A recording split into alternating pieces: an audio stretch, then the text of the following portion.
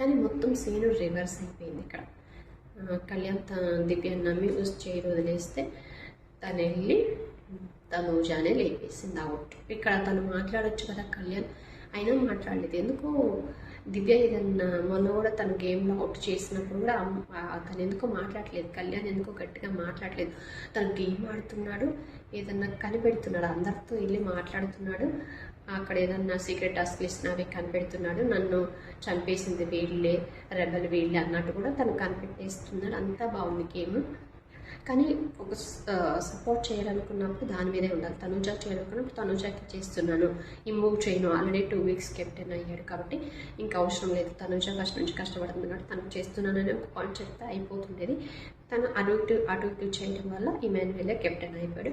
So అక్కడ stand తీసుకోవాల్సింది అనిపించింది. కళ్యాణ్ అయితే గట్టిగా స్టాండ్ తీసుకొని ఉంటే దివ్య షేర్ వెళ్ళేది కాదు. తను కొంచెం కావాలనే ఇమాన్యుయల్ కూడా సపోర్ట్ చేస్తున్నాడు కాబట్టి అట్లా చేశాడు అనిపించింది. మీకైతే ఏమనిపించిందో ఖచ్చితంగా కామెంట్ చేయండి, లైక్ చేయండి.